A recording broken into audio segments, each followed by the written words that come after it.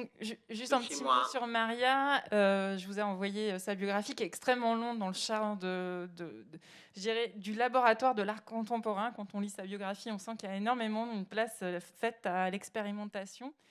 Et elle travaille actuellement pour la fondation Luma et notamment Luma Days. Je ne sais pas si vous avez eu un peu l'occasion de les suivre. Ils ont été un peu malmenés comme tout depuis 2 ans, mais quand même vous avez essayé de tenir votre programme du mieux que vous avez pu.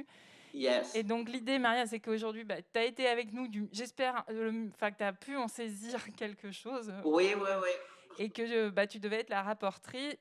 Et là, la connexion Internet marche, donc on va profiter. Donc je me tais et je te laisse parler pour nous dire ce que tu as retenu de cette journée. Super.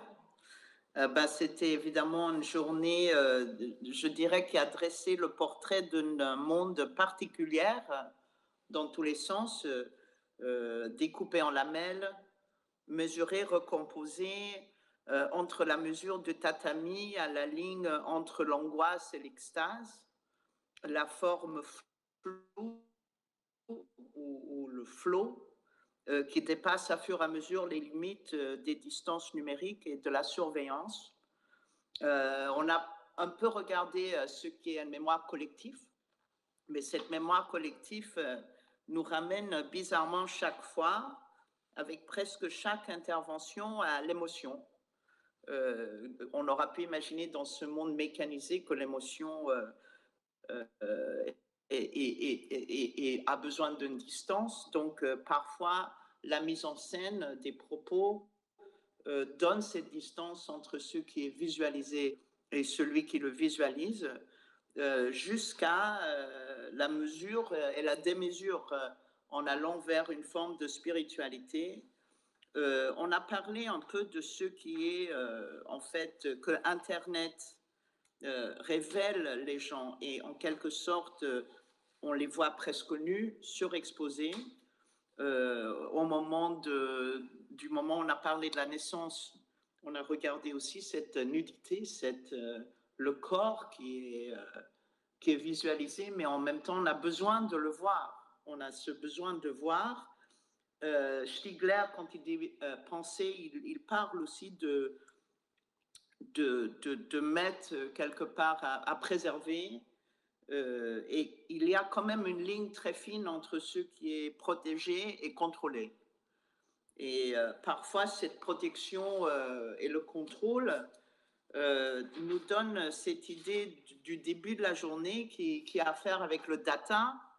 Et quand la data reprend la relève sur ce qui est l'information, entre la qualité du data, mais aussi parfois la manque de qualité de ce qui est réellement en train de se passer, le manque de rapport, le manque, l'objectivation, en fait, qu'on a presque besoin pour ces nouveaux systèmes de contrôle.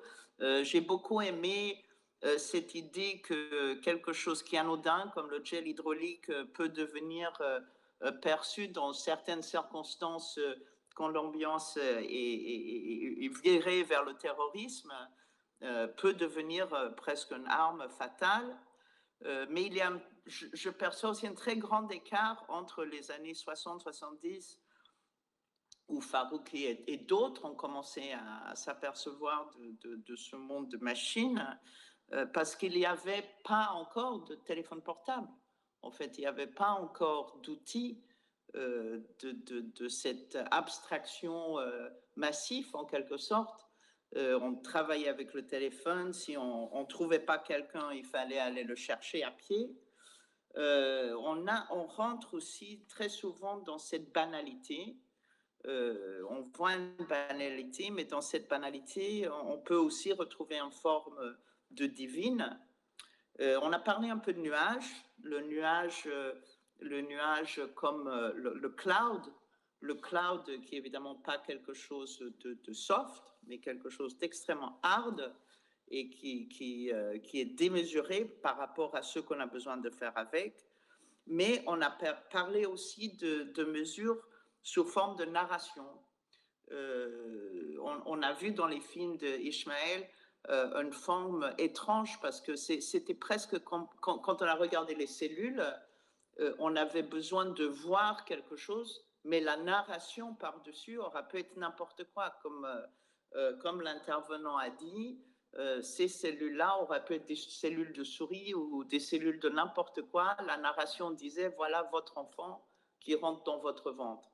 Et c'est exactement la même chose que j'ai ressenti en voyant les films d'Ishmael quand il nous a dit après que ses propos étaient des vrais propos, mais qui étaient repris par des acteurs pour agrandir cette scène et pour la rendre plus émotionnelle, plus affective. On absorbe, on a besoin de visualiser aussi ce qu'on absorbe et cette passage sur les ondes qu'on ne peut pas voir. On ne peut que voir le résultat. Et c'est beaucoup ce qu'on a observé aujourd'hui, c'est qu'on ne peut pas réellement voir. Et donc, ce qu'on n'arrive pas à voir avec les yeux, on essaie de le remplacer par quelque chose qui est visualisable ou mis en scène. Toujours une forme de triage. On trie, on ne donne pas toujours la vérité.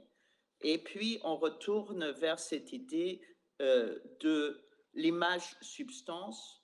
J'ai beaucoup aimé l'analogie entre, en fait, pas l'analogie, mais le contrepoint entre soma, qui est le corps, et sima, qui est le signe. Et quand on voit les drones, en fait, les images faites par les drones, le corps devient un signe. Il est absolument détruit de toute sa puissance physique et spirituelle. Mais parfois, ces images ont l'air assez spirituelles quand même. C'est ça qui est très inquiétant, en fait, dans ces images quand ils sont réellement produits. Ils sont très magiques, ils sont presque totémiques de ce qui est le corps.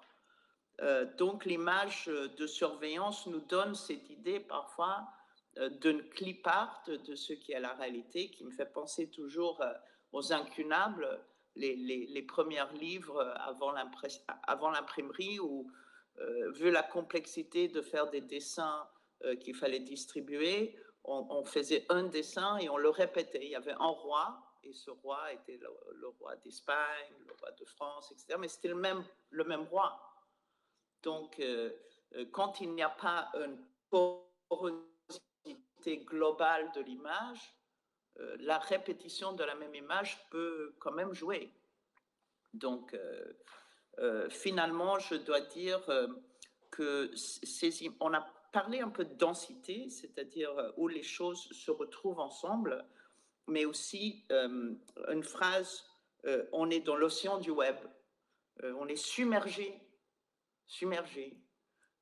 mais il y a quelque chose de très sensuel quand même à être submergé. Donc, entre la suspicion et le spectacle, je crois qu'on arrive à un monde qui nous plonge quand même dans ces contradictions, dans ces choix entre le censure et ce qu'on garde, entre le spectacle en direct, qui est toujours un spectacle violent, bizarrement. On a très peu de spectacles en direct qui sont heureux, qui sont sympas, où les gens se retrouvent. Donc, avec la dernière phrase que je vous laisse avec, est-ce qu'un artiste peut avoir un ROI? Est-ce qu'un artiste peut être mesuré? Est-ce que son travail peut être mesuré? Est-ce que sa valeur peut être mesurée? Donc voilà, je vous laisse avec ça.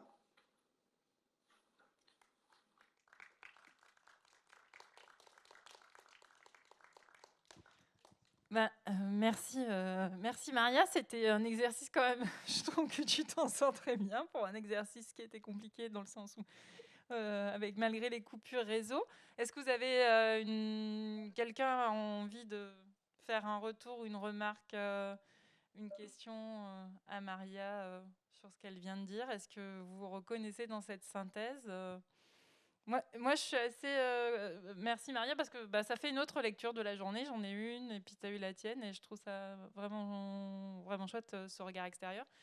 Est-ce que vous avez une autre remarque? Bon, je crois qu'ils veulent leur goûter. J'aurais dû prévoir du pain d'épices. Bref. Bon, ben, écoutez, merci encore pour aujourd'hui. Merci à nos invités qui ont traversé vents et marées pour arriver jusqu'ici, parce que dans cette période, c'est pas simple d'arriver jusqu'ici. Merci à vous pour votre attention et votre engagement dans la journée, que j'espère était riche d'enseignements. Vous le savez, vous avez tous des pratiques extrêmement différentes. L'idée de ces journées-là, c'est que ça infuse quelque part, même si vous faites du boulot noir-blanc dans la montagne en argentique, peu importe, ça doit quand même... c'est toujours l'exemple que je donne pour essayer de dire le plus opposé de là où je serais, mais en plus c'est faux. Mais voilà. Mais l'idée, c'est de faire émerger un peu des questionnements qu'on peut poursuivre par ailleurs en séminaire, en prenant un café ou en se croisant ainsi et là. Et vous le savez, ma question principale reste la même. Que faisons-nous ici en tant que princesse dans une école d'art et quel rôle avons-nous à jouer dans ce monde? Donc j'espère que la journée aura contribué à nous éclairer sur ça, ou en tout cas nous indiquer comment continuer de nous préoccuper du rôle que nous sommes censés jouer. Encore merci à tout le monde. Bonne soirée.